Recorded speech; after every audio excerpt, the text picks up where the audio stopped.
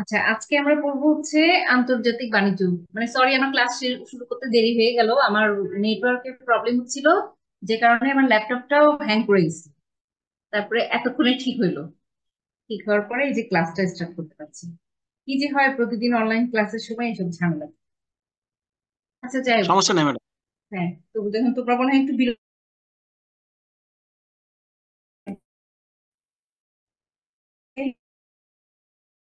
আমরা আজকে পড়বো হচ্ছে ইন্টারন্যাশনাল ট্রেড বা হচ্ছে আন্তর্জাতিক বাণিজ্য। হ্যাঁ।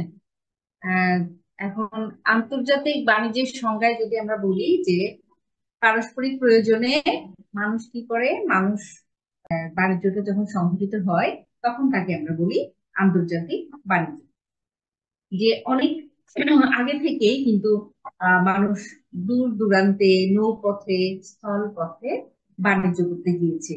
যে প্রযুক্তিগত দুর্বলতা, যোগাযোগ ব্যবস্থার যে সীমাবদ্ধতা বা পশ্চাৎপদতা ইত্যাদি কারণে আগে বাণিজ্যের যে আয়তনটা সেটা ছিল খুবই সীমিত।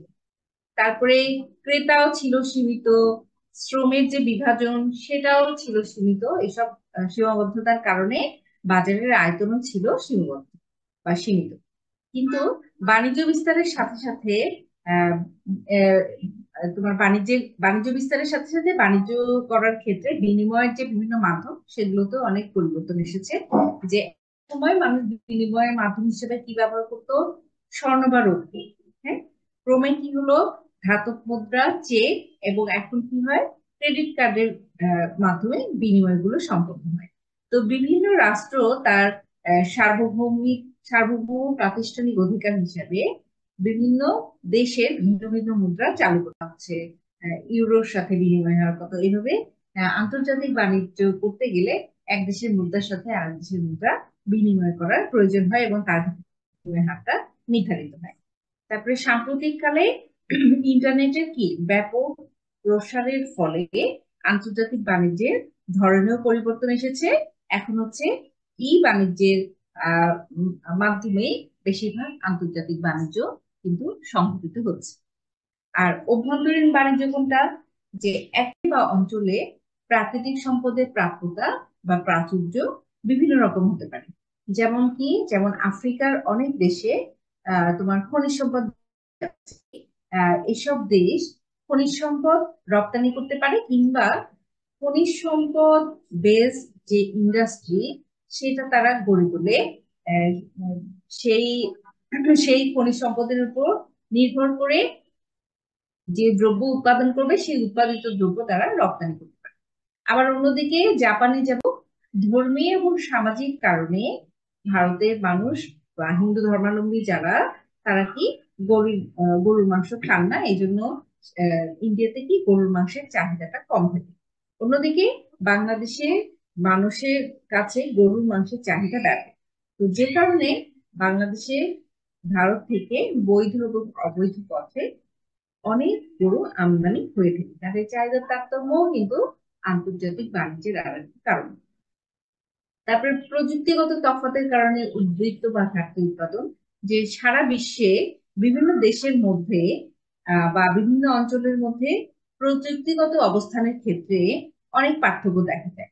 যে যেসব দেশ প্রযুক্তিগতভাবে এগিয়ে, সেসব দেশের উৎপাদন ক্ষমতা অন্যান্য অনেক দেশের চাইতে বেশি, যেখানে এই প্রযুক্তিগত অগ্রগতি হয় নাই।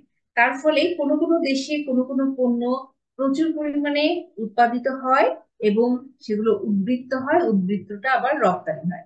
তো আহ অন্যদিকে যেসব দেশে প্রযুক্তিগত কারণে এসব পণ্য যথেষ্ট পরিমাণে উৎপাদন করতে পারছে না, কিন্তু তার চাহিদা রয়েছে, সেসব দেশ এসব পণ্য কিন্তু আমদানি করতে চাইবে।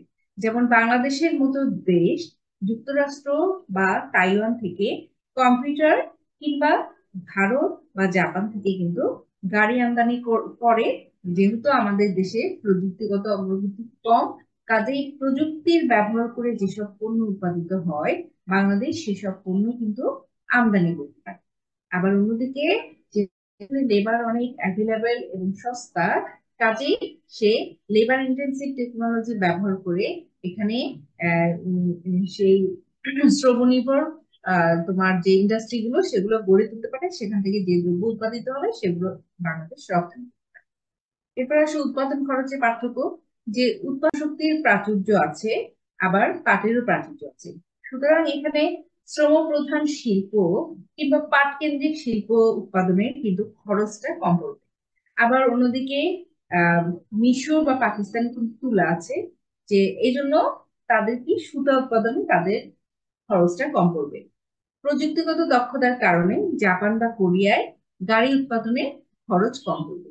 কাজেই তোমার উৎপাদন খরচের পার্থক্য যেহেতু তৈরি হয় সম্পদের প্রাপ্যতা বা প্রাচুর্যের পার্থক্যের কারণে, কাজে যে দেশে যে সম্পদ প্রচুর পরিমাণে আছে সেটা বেশ যদি সে শিল্প গড়ে তোলে, তাহলে কিন্তু কম খরচে উৎপাদন করা সম্ভবপর হবে। তো এই গেল হচ্ছে আন্তর্জাতিক বাণিজ্যের কারণ। এখন এখন আমরা আসি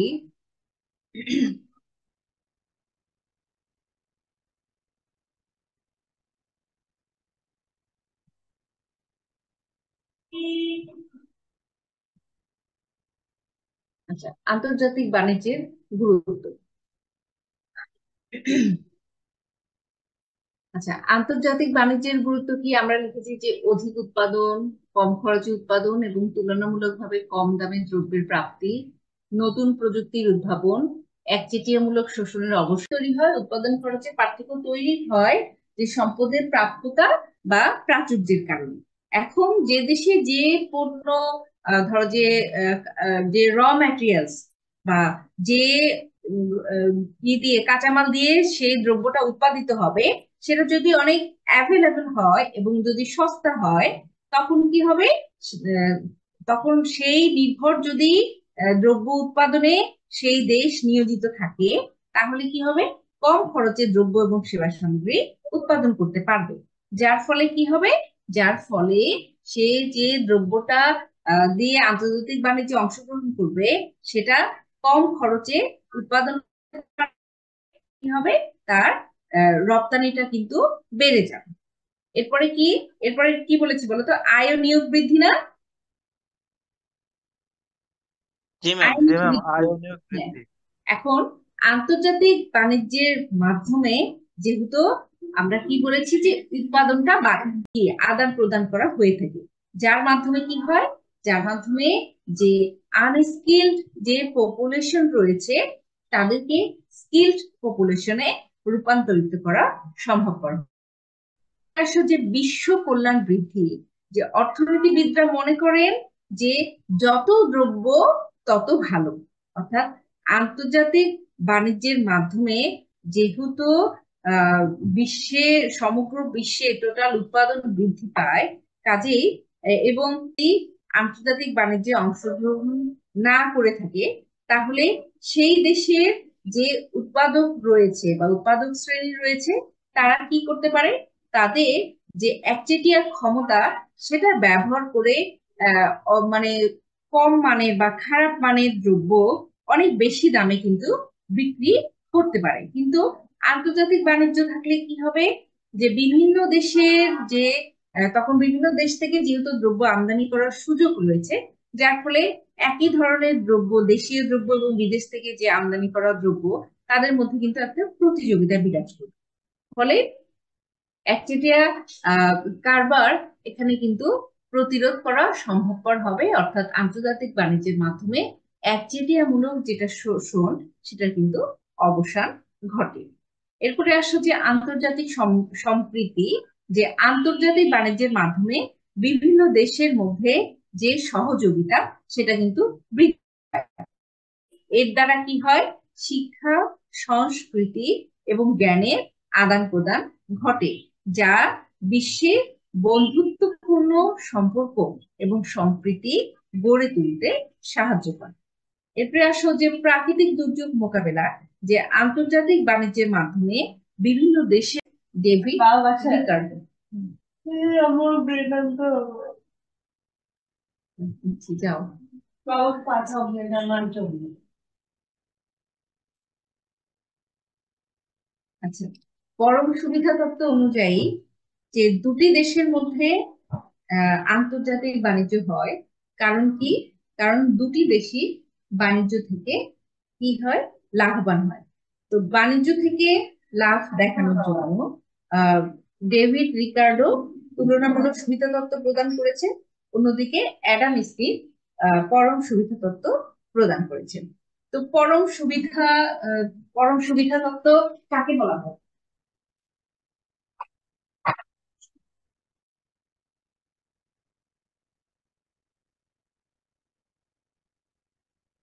যে যদি দুটি দেশের মধ্যে একটা দেশে একটা পণ্য এক একক উৎপাদনের জন্য যে পরিমাণ উপকরণ লাগে সেটা যদি অন্য দেশটির তুলনায় কম হয়, তাহলে আমরা ধরে নিব যে ওই দেশটির ওই পণ্যে পরম সুবিধা জনক অবস্থায় আছে, এটা ধরে নেওয়া যায়। একটু খেয়াল করো, পরম সুবিধা তত্ত্ব কি বলছে?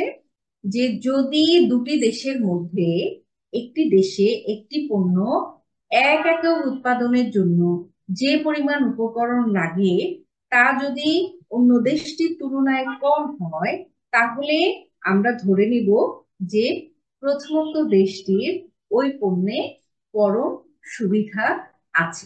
ঠিক আছে?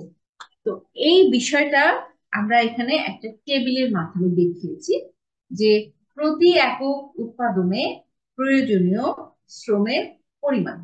আমরা এখানে দুটো দেশ ধরে নিয়েছি, একটা হচ্ছে বাংলাদেশ এবং একটা হচ্ছে আমেরিকা।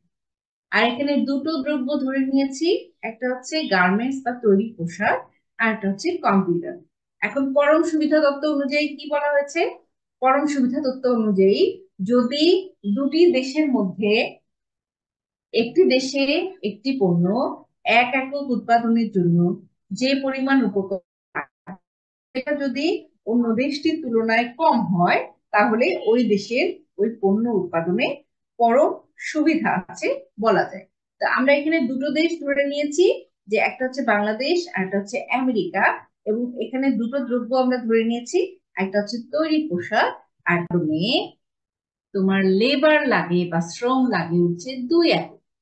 অন্যদিকে আমেরিকায় তৈরি পোশাক উৎপাদনে শ্রম লাগে, আবার অন্যদিকে কম্পিউটার উৎপাদনে এক একক কম্পিউটার উৎপাদনে বাংলাদেশে শ্রম লাগে 10 একক, কিন্তু এক একক কম্পিউটার উৎপাদনে আমেরিকায় শ্রম লাগে হচ্ছে 8 একক। তাহলে এই টেবিল থেকে কি দেখা যাচ্ছে? যে এক একক তৈরি পোশাক উৎপাদন এক একক তৈরি পোশাক উৎপাদনে প্রয়োজনীয় শ্রমের পরিমাণ, যে বাংলাদেশে এক একক তৈরি পোশাক উৎপাদনে শ্রম লাগে 2 একক, আমেরিকার লাগছে 4 একক। তাহলে এক একক তৈরি পোশাক উৎপাদনে বাংলাদেশে আমেরিকার তুলনায় শ্রম কিন্তু কম লাগছে। একইভাবে এক একক কম্পিউটার উৎপাদনে বাংলাদেশের তুলনায় আমেরিকায় কিন্তু শ্রম কম লাগে, কারণ বাংলাদেশে এক একক কম্পিউটার উৎপাদন করতে গেলে 10 একক শ্রম বা লেবার লাগে। অন্যদিকে আমেরিকায় এক একক কম্পিউটার উৎপাদন করতে গেলে 8 একক লেবার বা হচ্ছে শ্রম লাগে। সুতরাং আমরা বলতে পারি যে বাংলাদেশের তৈরি পোশাক উৎপাদনে পরম সুবিধা এবং আমেরিকার কম্পিউটার উৎপাদনে পরম সুবিধা আছে। কাজেই এই অবস্থায় যদি বাংলাদেশ তৈরি পোশাক উৎপাদন করে এবং আমেরিকা কম্পিউটার উৎপাদন করে, অর্থাৎ বাংলাদেশ যদি তৈরি পোশাক উৎপাদনে বিশেষায়ন বা স্পেশালাইজেশন করে এবং আমেরিকা কম্পিউটার উৎপাদনে বিশেষায়ন বা স্পেশালাইজেশন করে,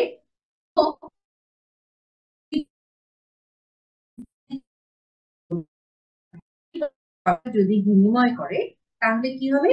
দুটো দেশই কিন্তু লাভবান হবে।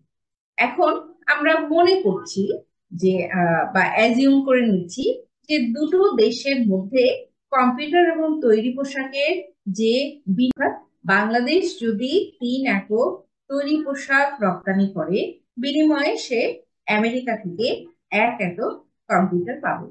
এখন বাংলাদেশে 6 একক শ্রম ব্যবহার করে 3 একক কিন্তু তৈরি পোশাক করা সম্ভবপর হয়। কারণ এখানে কি, যে 1 একক তৈরি পোশাক উৎপাদনে শ্রম লাগে হচ্ছে 2 একক। তাহলে যেহেতু আমরা ধরে নিয়েছি যে 1 একক কম্পিউটারের সাথে 3 একক তৈরি পোশাক বিনিময় হবে, তাহলে বাংলাদেশে তিন একক তৈরি পোশাক উৎপাদন করতে শ্রম লাগছে কম্পিউটার বিনিময় হবে, এবং এই 3 একক তৈরি পোশাক উৎপাদন করতে বাংলাদেশে যেহেতু লেবার লাগবে,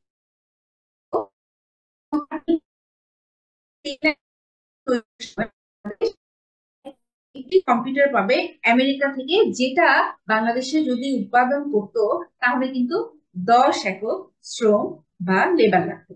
এখন যেহেতু বাংলাদেশ এবং আমেরিকা বাণিজ্যে অংশগ্রহণ করেছে, অর্থাৎ আন্তর্জাতিক বাণিজ্যে অংশগ্রহণ, এটার বিনিময়ে সে কি করতে পারে, সে একটি কম্পিউটার আমদানি করতে পারে, যেটা কিন্তু বাংলাদেশে উৎপাদন করলে 10 একক লেবার লাগতো। তাহলে আন্তর্জাতিক বাণিজ্যে অংশগ্রহণ করার ফলে বাংলাদেশের লেবার বেঁচে যাচ্ছে কত একক? 10 - 6 সমান হচ্ছে 4 একক লেবার কিন্তু বাংলাদেশে বেঁচে যাচ্ছে। সে যদি 3 একক তৈরি পোশাকের সাথে 1 একক কম্পিউটার বিনিময় করে, তাহলে আন্তর্জাতিক বাণিজ্যে অংশগ্রহণ করার ফলে বাংলাদেশের 4 একক লেবার কিন্তু বেঁচে যাচ্ছে, যেটা দিয়ে সে কিন্তু আরো তৈরি পোশাক উৎপাদন করতে পারবে। অন্যদিকে আমেরিকান, তাহলে আমরা দেখতে পাচ্ছি যে বাংলাদেশের লাভটা কিভাবে হচ্ছে, যে তৈরি পোশাক, বাংলাদেশ যদি তৈরি পোশাক উৎপাদনে বিশেষায়ন করে এবং তৈরি পোশাক উৎপাদন ও রপ্তানি করে, তাহলে বাংলাদেশ কিন্তু লাভবান হতে পারবে। এখন কথা হচ্ছে যে আমেরিকা তাহলে কিভাবে লাভবান হবে। অন্যদিকে আমেরিকা কি করতে পারে, আমেরিকা 8 একক, এই যে 8 একক শ্রম ব্যবহার করে একটি কম্পিউটার উৎপাদন করতে পারে, এবং তার বিনিময়ে সে কি করতে পারে, পোশাক উৎপাদনে আমেরিকার শ্রম লাগে হচ্ছে 4 একক। তাহলে 3 একক তৈরি পোশাক যদি আমেরিকা তার দেশে উৎপাদন করতো, তাহলে তার লেবার লাগতো কত? 12 একক।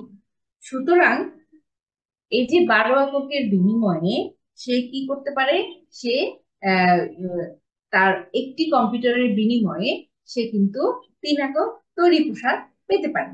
কাজেই এই যে আমেরিকা 12 একক লেবারের বিনিময়ে তার দেশে যে তৈরি পোশাক উৎপাদন করতে পারতো, সেটা কি করছে, সেটা আমদানি করছে, বিনিময়ে সে 8 একক লেবার ইউজ করে যে কম্পিউটার উৎপাদন করেছিল সেটা সে রপ্তানি করবে। তাহলে আমেরিকা যদি 3 একক তৈরি পোশাকের সাথে 1 একক কম্পিউটার বিনিময় করে, তাহলে আমেরিকার লেবার বাঁচে কত একক?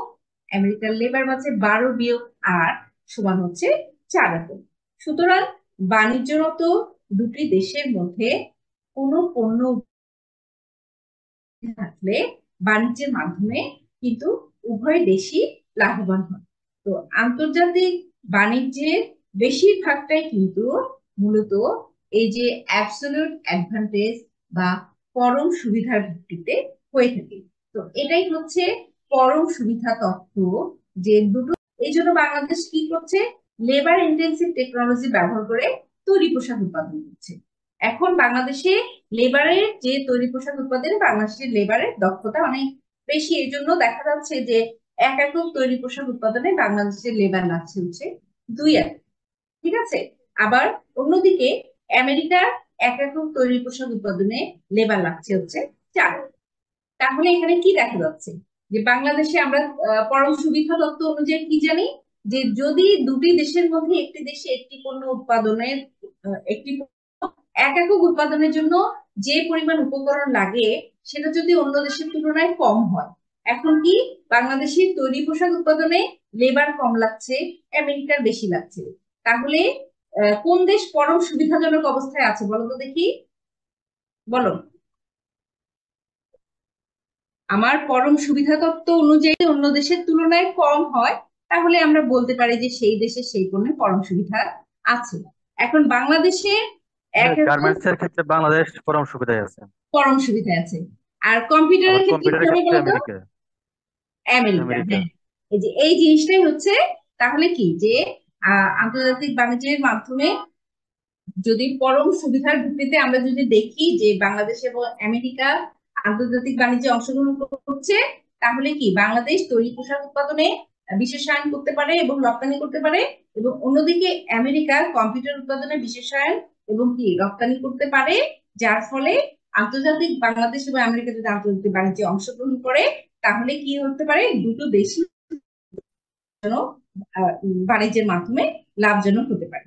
এখন কথা হচ্ছে যে যদি দুটি দেশের মধ্যে একটা দেশ অন্য দেশের তুলনায় সকল পণ্য উৎপাদনে বেশি পরিমাণে দক্ষ হয়, তাহলে কি দুটি দেশের মধ্যে লাভজনক বাণিজ্য হবে?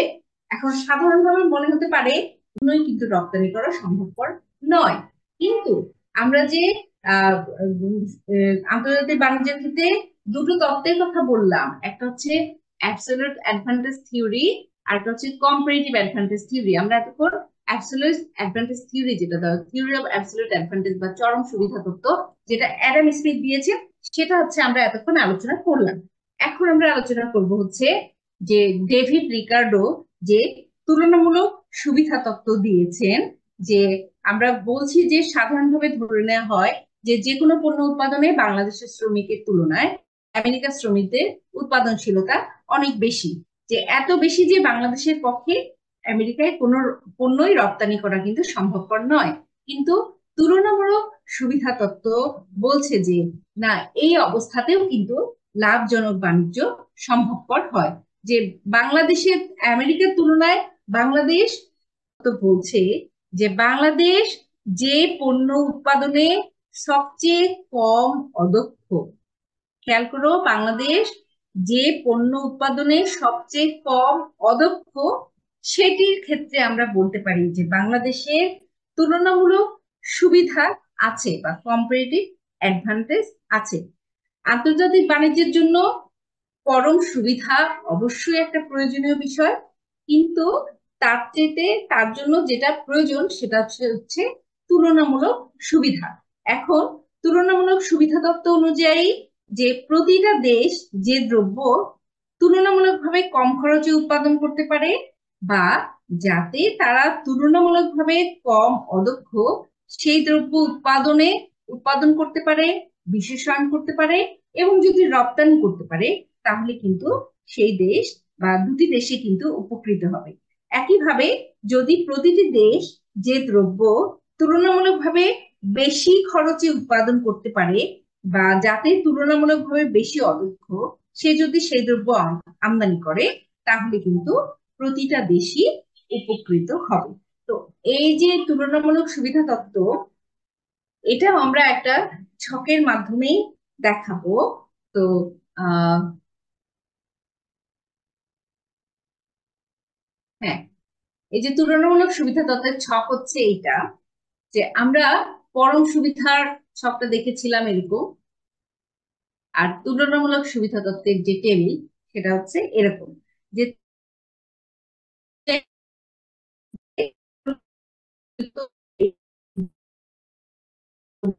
তুলনামূলকভাবে কম খরচে উৎপাদন করতে পারে বা যাতে তুলনামূলকভাবে কম অদক্ষ সেই দ্রব্য উৎপাদন করবে, বিশেষায়ন করবে এবং হচ্ছে রপ্তানি করবে, তাহলে দুটি দেশে কিন্তু তুলনামূলকভাবে বেশি অদক্ষ, তাহলে সেই দ্রব্য যদি আমদানি করে তাহলে প্রতিটি দেশই উপকৃত হবে।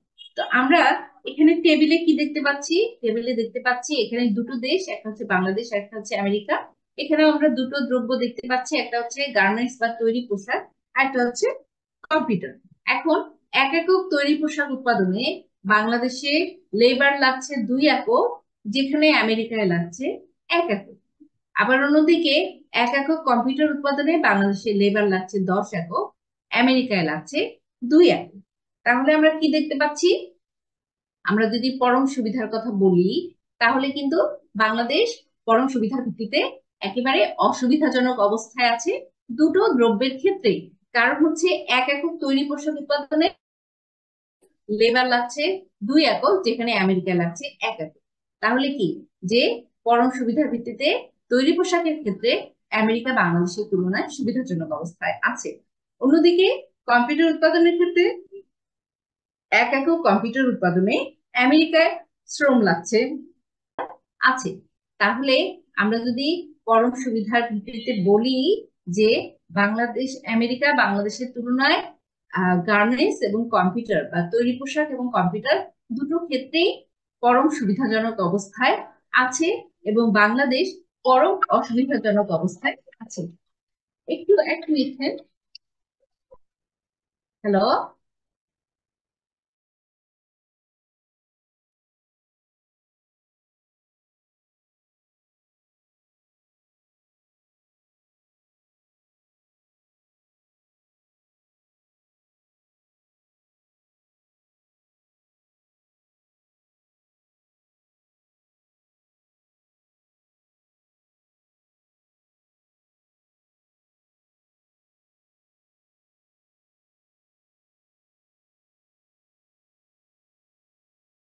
এবং রপ্তানি করবে, অন্যদিকে আমেরিকা কম্পিউটার উৎপাদনে কি করবে, বিশেষায়ন করবে, কম্পিউটার উৎপাদন করবে এবং কম্পিউটার রপ্তানি করবে। এখন মনে করি বাংলাদেশে তৈরি পোশাকের উৎপাদন কি করে, 5 একক বৃদ্ধি করে এবং আমেরিকা তৈরি পোশাকের উৎপাদন 4 একক কমায়। তাহলে তৈরি পোশাকের যে বিশ্ব উৎপাদন সেটা কি হবে, 1 একক বৃদ্ধি পাবে। কিন্তু এই পরিবর্তনের ফলে কি দেখা যাবে যে বাংলাদেশে কম্পিউটারের যে উৎপাদন সেটা কমে যাবে এবং আমেরিকার ওই ক্ষেত্রে কম্পিউটারের উৎপাদন কিন্তু পরিবর্তন করতে হবে। যে বাংলাদেশে 5 একক তৈরি পোশাকের উৎপাদনের জন্য তোমার শ্রম লাগবে হচ্ছে 10 একক, অন্যদিকে কম্পিউটার উৎপাদন করতে তার কি 1 একক শ্রম কিন্তু কমাইতে হবে। অন্যদিকে আমেরিকার তৈরি পোশাকের উৎপাদন 4 একক কমানোর ফলে তাদের কি হয়, 8 একক লেবার কিন্তু বেঁচে যাবে এবং এর দ্বারা কিন্তু 2 একক কম্পিউটার উৎপাদন করা যাবে। সুতরাং বিশ্ব শ্রম যে পুনঃ তোমার হচ্ছে বরাদ্দ হচ্ছে, তার ফলে কিন্তু কম্পিউটারের বিশ্ব উৎপাদন 1 একক বেড়ে যায়। বাণিজ্যের আগে বাংলাদেশ 1 একক তৈরি পোশাক উৎপাদন করতে 2 একক শ্রম লাগতো, যেখানে 1 একক কম্পিউটার উৎপাদন করতে 10 একক তার শ্রম লাগে। সুতরাং কম্পিউটার তৈরি পোশাকের চাইতে কস্টলি হবে, কারণ 1 একক কম্পিউটারের খরচ 2/1 সমান 2 একক তৈরি পোশাকের খরচের সমান। এখন মনে করি উভয় দেশের মধ্যে আমরা ধরে নিচ্ছি যে বাণিজ্য হবে, যদি বাংলাদেশ 5 একক তৈরি পোশাকের চাইতে কম খরচে একটি কম্পিউটার আমদানি করতে পারে, তাহলে কি হবে, বাংলাদেশের জন্য সেটা লাভজনক হবে। একইভাবে যদি আমেরিকা একটি কম্পিউটার রপ্তানি করে বিনিময়ে 2টি এককের বেশি তৈরি পারে, তাহলে সেটা কি তার জন্য লাভজনক হবে। কাজে আন্তর্জাতিক বাণিজ্যে তৈরি পোশাকের ক্ষেত্রে কম্পিউটারের বিনিময় হার এক্ষেত্রে কি হবে, 2 থেকে 5 এককের মধ্যে সীমাবদ্ধ থাকবে। এখন আন্তর্জাতিক বাণিজ্যে আমরা ধরে নিচ্ছি যে 3 একক তৈরি পোশাকের সাথে 1 একক কম্পিউটার বিনিময় হবে, দিয়ে সে কিন্তু আরো বেশি আরো এই যে 2 একক তৈরি পোশাকের যে লেবার সেটা দিয়ে কিন্তু সে আরো বেশি উৎপাদন করতে পারবে এবং সে সেটা দিয়ে কিন্তু কম্পিউটার আমদানি করতে পারবে। তার ফলে কি দেখা যাচ্ছে যে 1 একক কম্পিউটার সমান 3 একক তৈরি পোশাক যদি বিনিময় করা হয়, তাহলে বাংলাদেশ এবং আমেরিকা দুটোর ক্ষেত্রেই কিন্তু তারা লাভজনক অবস্থানে থাকতে পারে। বলো, তোমাদের কি বুঝতে অসুবিধা হচ্ছে তুলনামূলক সুবিধা তত্ত্বটা? বুঝছি, কিন্তু আবার একটু ভালো করে পড়তে হবে আর কি। আর একটু ভালো করে পড়তে পারি, এমনিতে কি বুঝতে পারছো তো না যে এখানে বলা জি, হচ্ছে এখন যে বুঝতে পারছি। যেটাতে কম অদক্ষ, হ্যাঁ,